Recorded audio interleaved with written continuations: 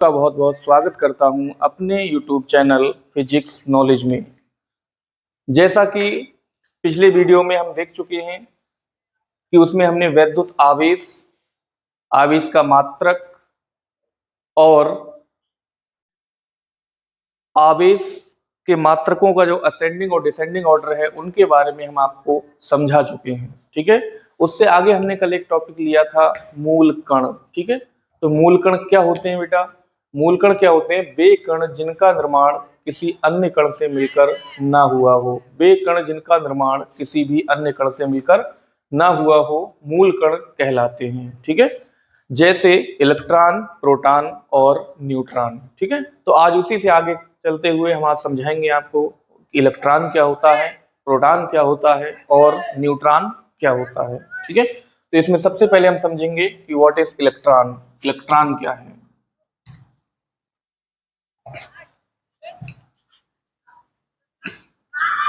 Electron, तो इसमें हमें बेटा हर एक कण में 4 पॉइंट हमें याद रखने हैं कि इसकी खोज किसने की थी, मतलब इसकी खोजकर्ता कौन है, और इसका द्रव्यमान कितना होता है, इसका आवेश कितना होता है और इसका प्रतीक क्या होता है, किससे इसको प्रदर्शित किया जाता है। ठीक है, तो सबसे पहले हम बेटा देखेंगे इलेक्ट्रॉन। ये एक ऋणावेशित कण होता है बेटा। कैसा कण होता है? ऋणावेशित, यानी इस पर नेगेटिव चार्ज होता है। ठीक है, जैसा कि कल हमने बताया भी था कि पॉजिटिव और नेगेटिव आवेशों के बारे में किसने बताया था? वैज्ञानिक बेंजामिन फ्रैंकलिन ने। ठीक है, तो ऐसे ही जो इलेक्ट्रॉन होता है वो ऋणावेशित कण होता है, इस पर नेगेटिव चार्ज होता है। ठीक, तो ये एक ऋणावेशित कण है।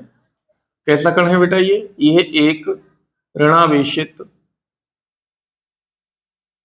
ऋणावेशित ये एक ऋणावेशित कण है। ठीक, इसकी खोज किसने की थी बेटा? इसकी खोज इसकी खोज जे जे थॉमसन इसकी खोज जे जे थॉमसन ने की थी। किसने की थी बेटा? जे जे थॉमसन। ठीक है, तो इलेक्ट्रॉन एक ऋणावेशित कण है जिसकी खोज किसने की थी? जे जे थॉमसन ने। ठीक, अब हम देखेंगे बेटा इसका द्रव्यमान क्या होता है।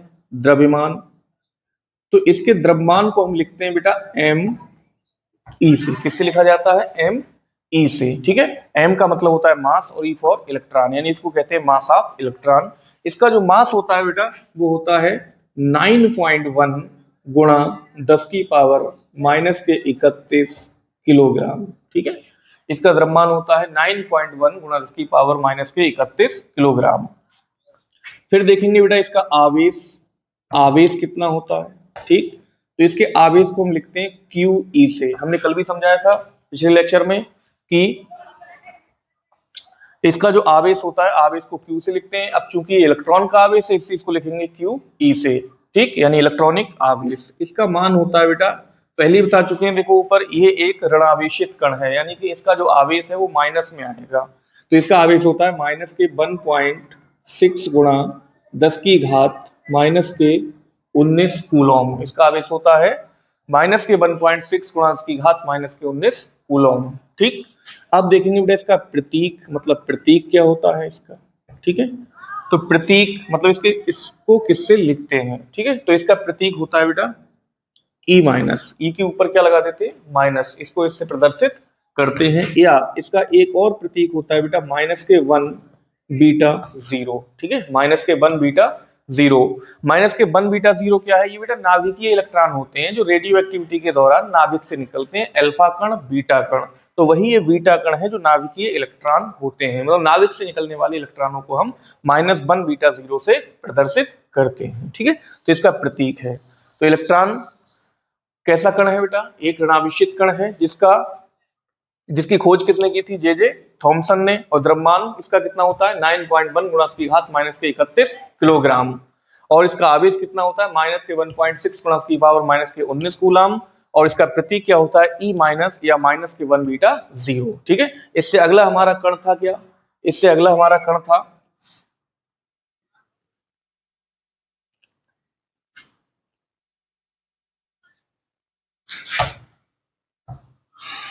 इससे अगला हमारा कण था प्रोटॉन, ठीक है। तो नंबर 2 हमारा कण होता है प्रोटॉन, दूसरा मूल कण। प्रोटॉन यह एक धनावेशित कण होता है बेटा। कैसा कण होता है? यह एक धनावेशित यह एक धनावेशित यह एक धनावेशित कण है, ठीक है। इसकी खोज किसने की थी? इसकी खोज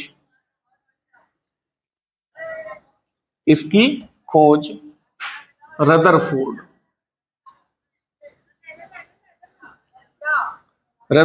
ने की थी। इसकी खोज रदरफोर्ड ने की थी, ठीक है। इसकी खोज किसने की थी? रदरफोर्ड ने। और इसका बेटा द्रव्यमान कितना होता है? इसका द्रव्यमान को हम लिखते हैं mp से, ठीक है। इसको पढ़ते हैं मास ऑफ प्रोटॉन। mp मतलब मास ऑफ प्रोटॉन, ठीक है।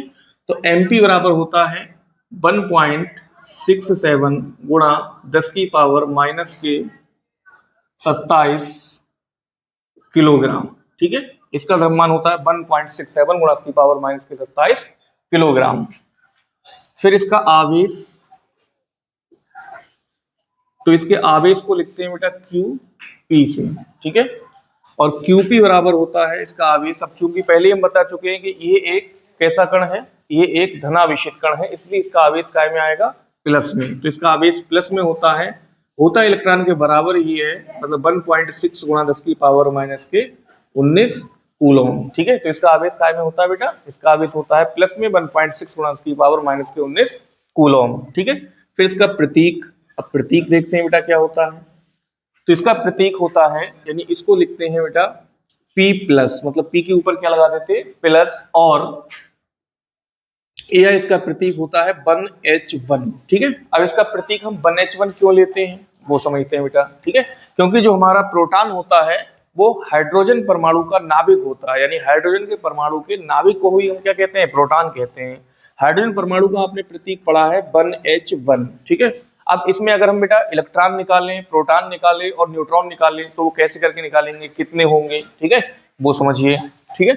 तो एक एलिमेंट होता है ZXA, प्रतीक होता है तत्वों का ZXA, जहां Z होता है बेटा इसका परमाणु क्रमांक और A होता है इसका क्या? द्रव्यमान संख्या, ठीक है।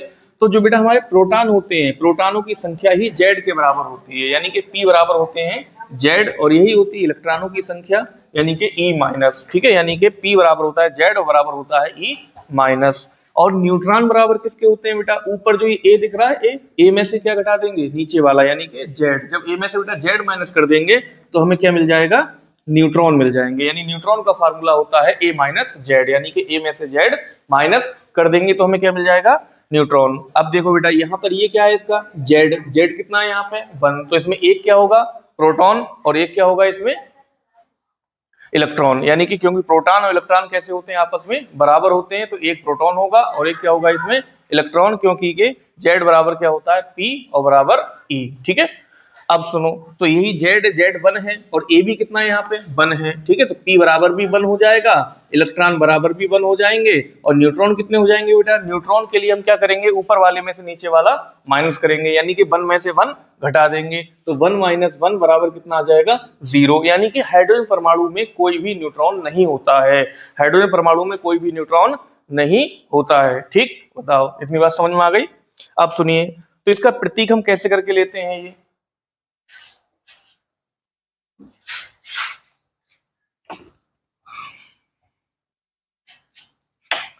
तो अगर हम हाइड्रोजन परमाणु बनाएंगे तो देखो सबसे पहले उसका क्या बनाएंगे बेटा? नाभिक। नाभिक में कौन होता है बताओ? न्यूट्रॉन और प्रोटॉन। अब इसमें कोई न्यूट्रॉन है ही नहीं, तो न्यूट्रॉन होगा ही नहीं। प्रोटॉन होगा केवल, वो कहाँ होगा? नाभिक में। इलेक्ट्रॉन कहाँ होगा? कक्षा में। कक्षा में एक इलेक्ट्रॉन आ जाएगा, पहली कक्षा में 2 इलेक्ट्रॉन रह सकते हैं, इसलिए इसमें एक इलेक्ट्रॉन जो है वो पहली कक्षा में ही आ जाएगा।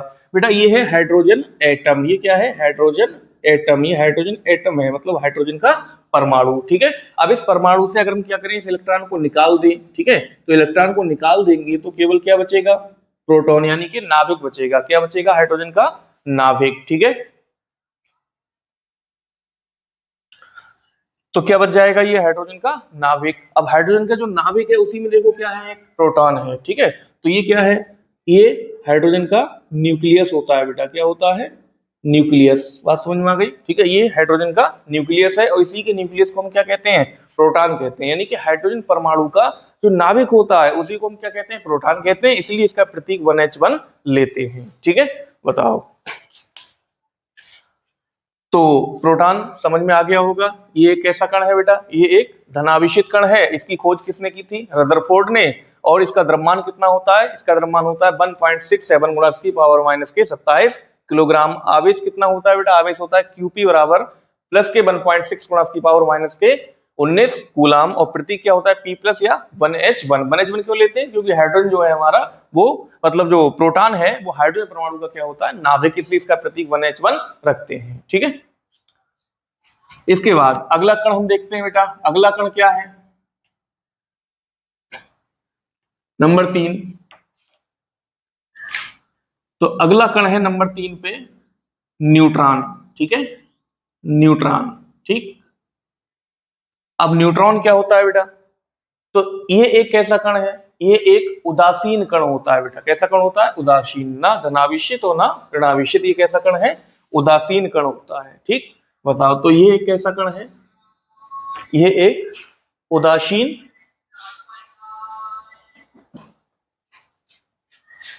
यानी कि ये एक उदासीन कण है, ठीक है। इसकी खोज किसने की थी बेटा, इसकी खोज की थी जेम्स चैडविक ने, ठीक है। तो इसकी खोज किसने की थी बताओ, हाँ, इसकी खोज की थी किसने, चैडविक। इसकी खोज की थी चैडविक ने, ठीक है। अब इसका द्रव्यमान बेटा, तो इसके द्रव्यमान को हम लिखते हैं किससे, Mn से, ठीक है, मास ऑफ न्यूट्रॉन। Mn को पढ़ेंगे मास ऑफ न्यूट्रॉन। और Mn बराबर होता है 1.67 गुणा 10⁻⁻27 किलोग्राम। यानी कि इसका जो द्रव्यमान होता है न्यूट्रॉन का, वो प्रोटॉन के बराबर होता है बेटा, ठीक। इसका द्रव्यमान प्रोटॉन के कैसा होता है, बराबर। जो प्रोटॉन का द्रव्यमान होता है वही न्यूट्रॉन का होता है। Mn बराबर कितना होता है, 1.67 गुणा 10⁻⁻27 किलोग्राम, ठीक है। अब इसका आवेश, तो इसके आवेश को हम लिखते हैं बेटा किससे, Qn से, N फॉर न्यूट्रॉन, ठीक है। अब बताओ, यहाँ पर ये कैसा कण है, उदासीन कण है। उदासीन है तो इसका कोई आवेश नहीं होगा, यानी कि इसका आवेश जो होता है बेटा, वो आवेश इसका होता है शून्य, ठीक है। इसका आवेश कैसा होता है, शून्य होता है, ठीक है। तो इसका आवेश होता है 0, क्योंकि ये कैसा कण है, उदासीन कण है। प्रतीक, तो इसका प्रतीक लेते हैं बेटा 0n1, ठीक। इसका प्रतीक लिया जाता है 0n1, ठीक है। तो बताओ, न्यूट्रॉन क्या है, न्यूट्रॉन एक उदासीन कण है। कैसा कण है, उदासीन कण है। इसकी खोज किसने की थी, चैडविक ने की थी। द्रव्यमान, द्रव्यमान को इसके कैसे लिखते हैं, Mn से। इसका मान कितना होता है, 1.67 गुणा 10⁻⁻27 किलोग्राम। और आवेश Qn बराबर कितना होता है बेटा, 0, ठीक है। और प्रतीक बराबर होता है 0n1। प्रतीक कितना होता है, 0n1, ठीक है। अब हमने सबसे पहले तुम्हें क्या पढ़ाया, इलेक्ट्रॉन। बेटा इलेक्ट्रॉन की खोज किसने की थी, इलेक्ट्रॉन की खोज किसने की थी बताओ, ठीक है। इलेक्ट्रॉन की खोज किसने की थी, इलेक्ट्रॉन की खोज करी थी किसने बेटा, जे थॉमसन ने। किसने की थी, जे थॉमसन ने, ठीक है। और प्रोटॉन की खोज, प्रोटॉन की खोज किसने करी थी बेटा, रदरफोर्ड ने, ठीक है। और न्यूट्रॉन की खोज किसने की थी, न्यूट्रॉन की खोज किसने की थी, चैडविक ने, ठीक है। तो इसको बेटा याद रखने की, खोजकर्ता को याद रखने की एक छोटी सी शॉर्ट ट्रिक है जो समझते हैं, ठीक है। इसकी ट्रिक है बेटा क्या, ट्रिक याद रखने की ट्रिक क्या है, ट्रिक समझिए। ट्रिक है बेटा, ईंट पर नाच। ट्रिक क्या है, ईंट पर नाच। इसमें ई का मतलब क्या है बेटा, ई का मतलब है इलेक्ट्रॉन, ठीक है। ई का मतलब क्या है बेटा, इलेक्ट्रॉन। टा का मतलब क्या है बेटा, टॉमसन, ठीक है, टॉमसन।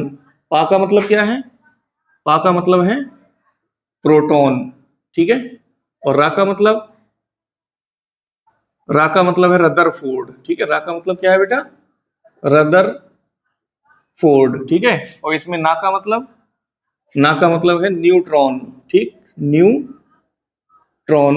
और चा का मतलब क्या है बेटा, चा का मतलब है चैडविक, ठीक है। चा का मतलब क्या है बेटा, चैडविक। तो ईंट पर नाच, इनके खोजकर्ता को याद रखने की ट्रिक है ईंट पर नाच। ई का मतलब इलेक्ट्रॉन, टा का मतलब टॉमसन, पा का मतलब प्रोटॉन, रा का मतलब रदरफोर्ड, ना का मतलब न्यूट्रॉन और चा का मतलब चैडविक। ठीक है, तो इतना आपको समझ में आ गया होगा बेटा।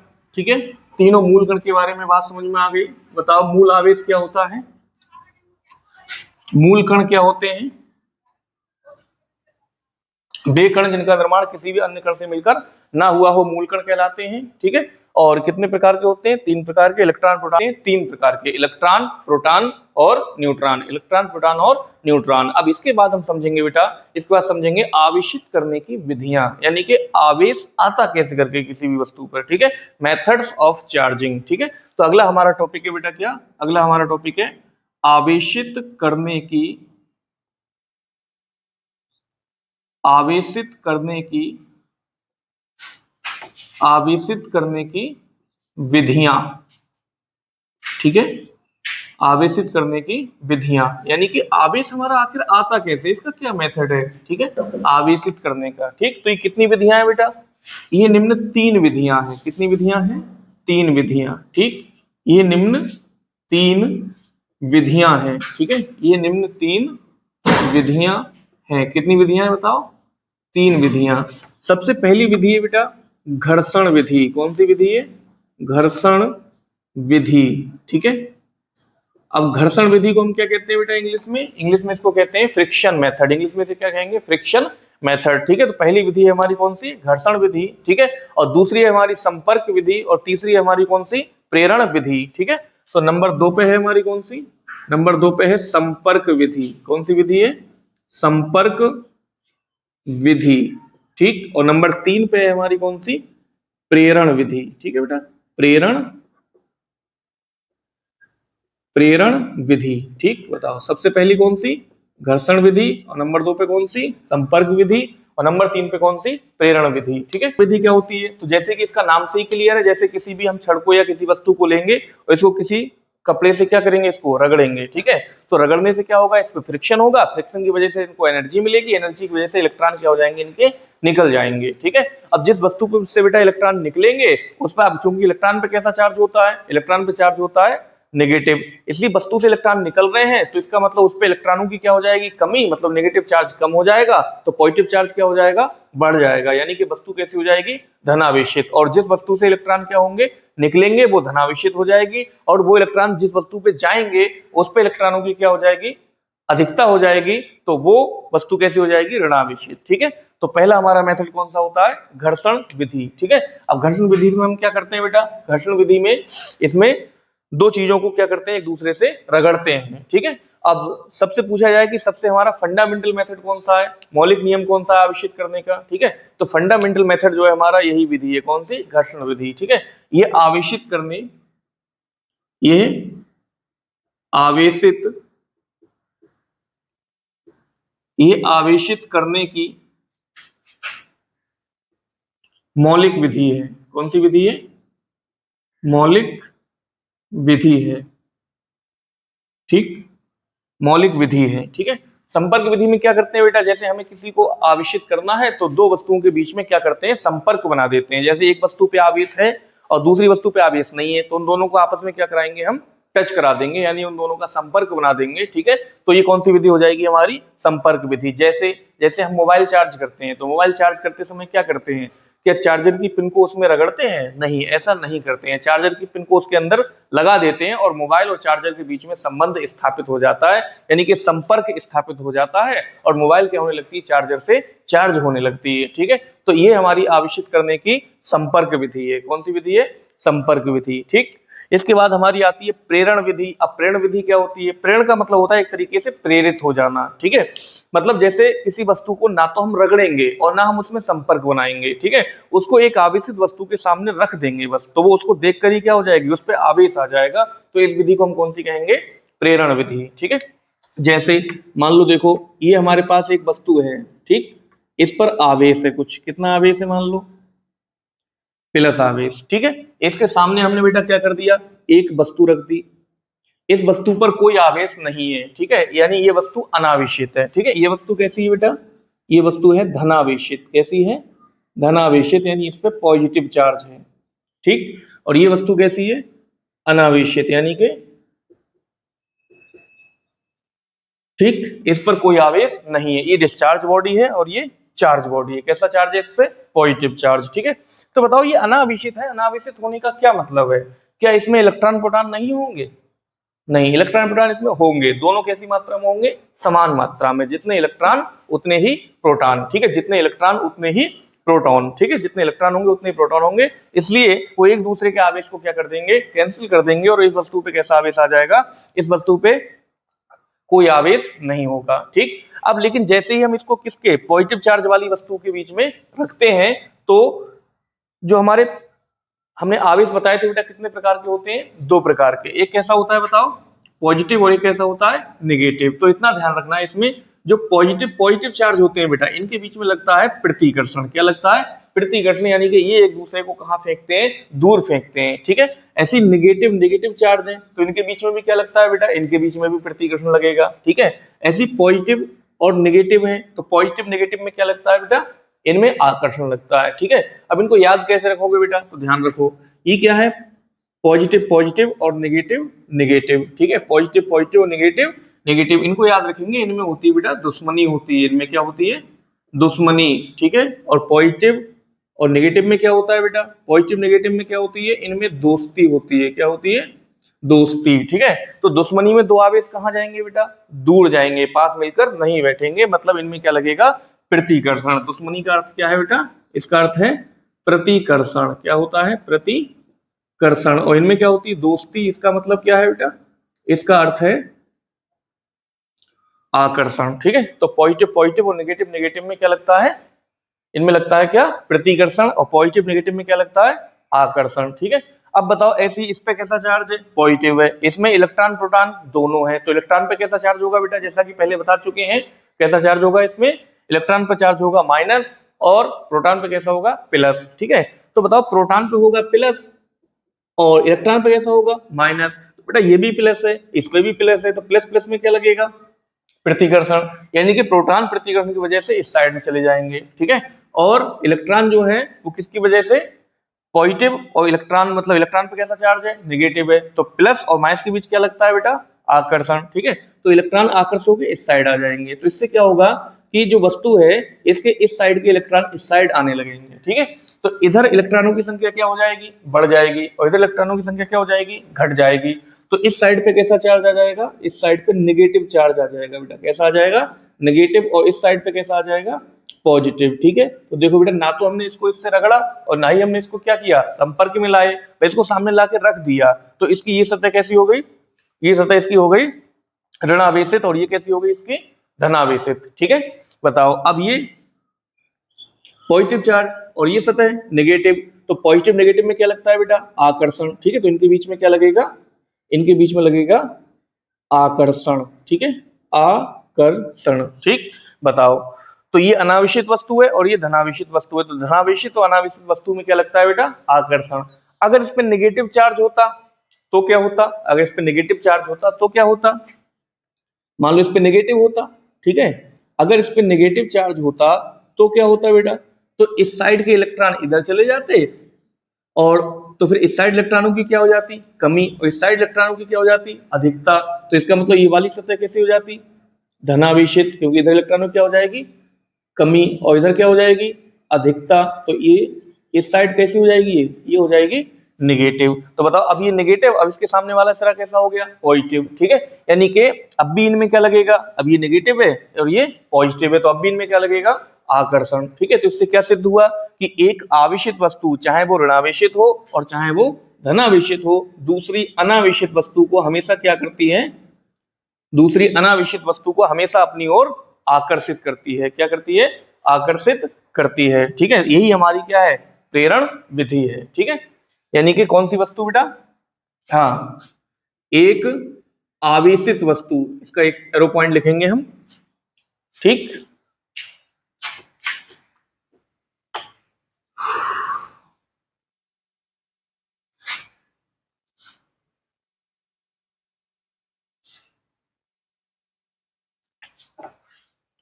एक एरो पॉइंट लिखेंगे। एक आवेशित वस्तु, आवेशित वस्तु चाहे वो पॉजिटिव हो चाहे वो निगेटिव हो। दूसरी, अनावेशित वस्तु को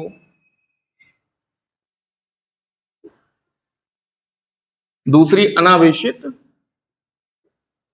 वस्तु को सदैव सदैव अपनी ओर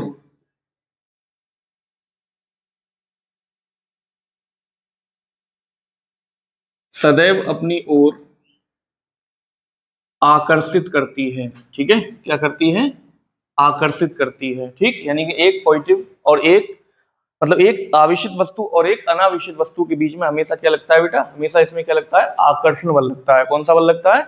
आकर्षण बल। ठीक, तो ये आपको आवेशित करने की विधियां समझ में आ गई होंगी बेटा। पहली विधि कौन सी है? घर्षण विधि। दूसरी विधि कौन सी है? संपर्क विधि। और तीसरी कौन सी है? प्रेरण विधि। ठीक है, इसके बाद अब हम एक नया टॉपिक पढ़ेंगे बेटा। तो इससे हमारा अगला टॉपिक है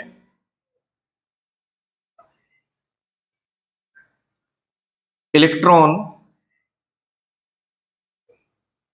इलेक्ट्रॉन सिद्धांत। ठीक है, इलेक्ट्रॉन सिद्धांत। ठीक है, अब इलेक्ट्रॉन सिद्धांत क्या होता है बेटा, वो समझिए। अच्छा बताओ, अगर किसी वस्तु से इलेक्ट्रॉन निकल जाए तो वस्तु कैसी हो जाएगी? यानी उस वस्तु पे इलेक्ट्रॉनों की क्या हो जाएगी? कमी हो जाएगी। ठीक है, तो कमी हो जाएगी तो प्रोटॉनों की क्या हो जाएगी? प्रोटॉनों की संख्या ज्यादा हो जाएगी। तो इससे क्या होगा? वस्तु पर कौन सा आवेश आ जाएगा? धनावेश। ठीक है, और अगर वस्तु पे इलेक्ट्रॉन आ जाते हैं तो क्या होगा? तो उस वस्तु पे इलेक्ट्रॉनों की अधिकता हो जाएगी और वस्तु कैसी हो जाएगी बेटा? ऋणावेशित हो जाएगी। ठीक है, यानी अगर किसी वस्तु पर पॉजिटिव चार्ज है तो इसका मतलब क्या है? इसका अर्थ है कि उस वस्तु पर इलेक्ट्रॉनों की कमी है। ठीक है, और अगर वस्तु पर कैसा चार्ज है? नेगेटिव चार्ज है, तो इसका अर्थ है कि वस्तु पर इलेक्ट्रॉनों की क्या है? सामान्य अवस्था से अधिकता है। ठीक है, तो इलेक्ट्रॉन सिद्धांत क्या कहता है वो समझिए। यानी कि इस सिद्धांत के अनुसार किसी वस्तु का धनावेशित हो जाना, इस सिद्धांत के अनुसार किसी वस्तु का धनावेशित हो जाना उस वस्तु पर इलेक्ट्रॉनों की कमी को, तथा इस वस्तु का ऋणावेशित हो जाना उस वस्तु पर इलेक्ट्रॉनों की अधिकता को प्रदर्शित करता है। ठीक, तो इलेक्ट्रॉन सिद्धांत क्या कहता है हमारा? यानी कि इस सिद्धांत के अनुसार, क्या लिखेंगे बेटा? इस सिद्धांत के अनुसार इस सिद्धांत के अनुसार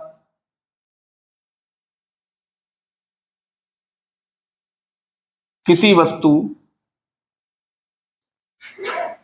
किसी वस्तु का धनावेशित इस सिद्धांत के अनुसार किसी वस्तु का धनावेशित हो जाना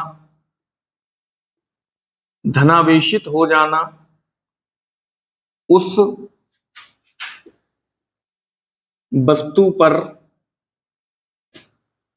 वस्तु पर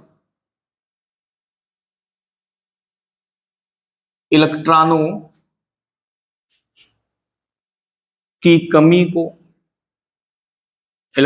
की कमी को तथा ऋणावेशित हो जाना ऋणावेशित हो जाना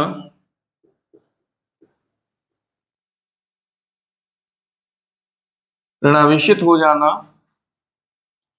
उस वस्तु पर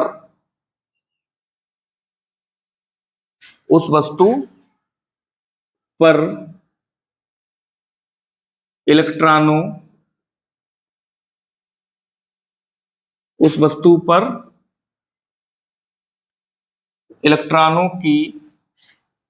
उस वस्तु पर इलेक्ट्रॉनों की अधिकता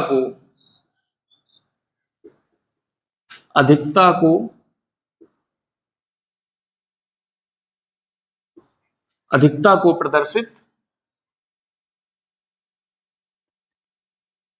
करता है। ठीक है, तो इलेक्ट्रॉन सिद्धांत क्या कहता है बेटा? यानी कि किसी वस्तु का धनावेशित हो जाना उस वस्तु पर इलेक्ट्रॉनों की कमी को और ऋणावेशित हो जाना उस वस्तु पर इलेक्ट्रॉनों की अधिकता को प्रदर्शित करता है। ठीक है, जैसे इसको समझते हैं एक एग्जाम्पल से। ठीक है,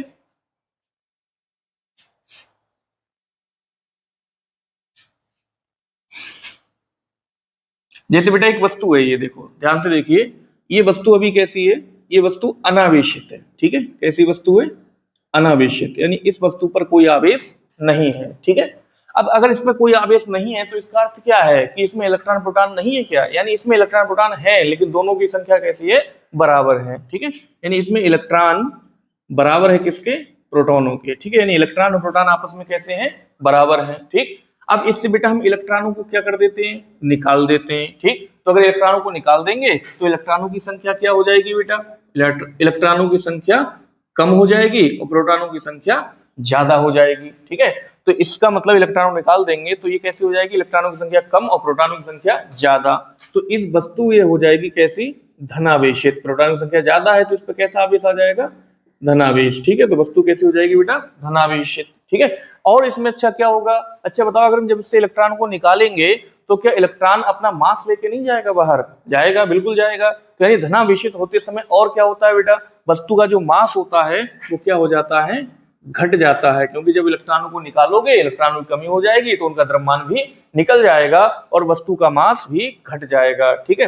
अच्छा बताओ, जैसे इलेक्ट्रॉनों को यहाँ से हम निकाल देंगे तो जो ये हमारा वस्तु है इसके अंदर खाली जगह क्या हो जाएगी, बढ़ जाएगी, ठीक है। मतलब जैसे चीजों को निकालते जाएंगे तो इसके अंदर से खाली जगह क्या होती जाएगी, बढ़ती जाएगी। इसका मतलब खाली जगह का मतलब है आयतन, ठीक है, यानी आयतन इसका क्या होता जाएगा, बढ़ेगा, ठीक है, आयतन बढ़ेगा, ठीक। अब इसका घनत्व, तो घनत्व का फार्मूला होता है द्रव्यमान बटे आयतन, ठीक है। ये क्या है बेटा, ये है घनत्व, ठीक है, घनत्व, ठीक। तो बताओ यहाँ द्रव्यमान क्या हो रहा है, घट रहा है, आयतन क्या हो रहा है, बढ़ रहा है। अब देखो इस पे इसके हिसाब से सीधा प्रभाव पड़ेगा और इसके हिसाब से उल्टा, यानी ये बढ़ेगा तो ये घटेगा और ये घटेगा तो ये घटेगा, मतलब दोनों हिसाब से क्या हो रहा है, घट रहा है। तो फाइनली घनत्व भी क्या हो जाएगा, घट जाएगा, ठीक है। बात समझ में आ गई। बताओ, तो जब एक वस्तु कैसी होती है बेटा, धनावेशित होती है तो उसका द्रव्यमान क्या हो जाता है, घट जाता है, आयतन क्या हो जाता है, बढ़ जाता है और घनत्व भी क्या हो जाता है, घट जाता है, ठीक। इसके विपरीत, अच्छा इसी वस्तु पे हम क्या करें, अगर इलेक्ट्रॉनों को निकाले नहीं, इलेक्ट्रॉनों को ले आए, ठीक है। अब जब इलेक्ट्रॉनों को ले आओगे तो फिर क्या होगा, इलेक्ट्रॉनों की संख्या ज्यादा हो जाएगी, ठीक है, प्रोटॉनों की संख्या कम। तो वस्तु कैसी हो जाएगी बेटा, तो वस्तु हो जाएगी कैसी, ऋणावेशित। अब इलेक्ट्रॉन ज्यादा हो गए तो इस पर कैसा आवेश आ जाएगा, तो इस पर आवेश आ जाएगा ऋण आवेश, यानी वस्तु कैसी हो जाएगी, ऋणावेशित, ठीक है। अच्छा बताओ, अब इसमें हमने इलेक्ट्रॉन और ले आए तो क्या इलेक्ट्रॉन अपना मास लेके नहीं आएगा, ठीक है, बिल्कुल आएगा। तो इसका मतलब क्या होगा कि यहाँ पर इसका द्रव्यमान भी क्या हो जाएगा बेटा, द्रव्यमान अब क्या होगा, बढ़ेगा, ठीक है, द्रव्यमान बढ़ जाएगा और अंदर की खाली जगह जो थी वो भी भर जाएगी, यानी आयतन क्या हो जाएगा, घट जाएगा, ठीक है। अब घनत्व क्या होगा बेटा, तो द्रव्यमान इस बार क्या हो रहा है, देखो बढ़ रहा है और आयतन क्या हो रहा है, घट रहा है। तो द्रव्यमान बढ़ने के हिसाब से घनत्व क्या होगा, बढ़ेगा और आयतन घटने के हिसाब से घनत्व क्या होगा, बढ़ेगा। यानी फाइनली अब इस बार क्या होगा, इस बार जो घनत्व है हमारा वो बढ़ जाएगा, ठीक है। इतनी बात समझ में आ गई। यानी कि जब कोई वस्तु धनावेशित हो जाती है तो उस पर इलेक्ट्रॉनों की क्या हो जाती है, कमी हो जाती है और वस्तु का द्रव्यमान घट जाता है, आयतन बढ़ जाता है और घनत्व भी क्या हो जाता है, बढ़ जाता है, घनत्व भी क्या हो जाता है, सॉरी, घट जाता है, ठीक है। बात समझ में आ गई। और जब वस्तु कैसी हो जाती है, ऋणावेशित, तो उसका द्रव्यमान क्या होता है, बढ़ जाता है, आयतन क्या हो जाता है, घट जाता है और घनत्व भी क्या होता है, वो भी बढ़ जाता है, ठीक। तो इतनी बातें इसमें होती हैं, यही हमारा इलेक्ट्रॉन सिद्धांत है, ठीक है। बताओ, इसके बाद अगला टॉपिक हम समझते हैं,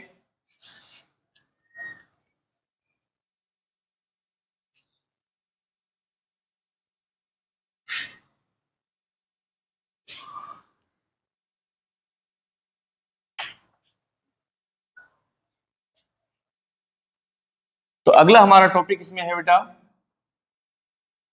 मूल आवेश, ठीक है। मूल कण हम पहले पढ़ा चुके हैं, ठीक है। अब समझते हैं बेटा मूल आवेश, ठीक है। तो मूल आवेश क्या होता है बेटा, वो समझिए, ठीक है। तो मूल कणों को पहले पढ़ चुके हैं। मूल कण क्या होते हैं, वे कण जिनका निर्माण किसी अन्य कण से मिलकर ना हुआ हो, क्या कहलाते हैं, मूल कण, ठीक है। और मूल कण क्या होते हैं बेटा, मूल कण होते हैं इलेक्ट्रॉन, प्रोटॉन और न्यूट्रॉन, ठीक है। तो बेटा मूल कणों का जो आवेश होता है, मूल कणों के आवेश को ही क्या कहते हैं, मूल आवेश कहते हैं। बिल्कुल सही बात, बात समझ में आ गई। बताओ क्या होता है, मूल कणों,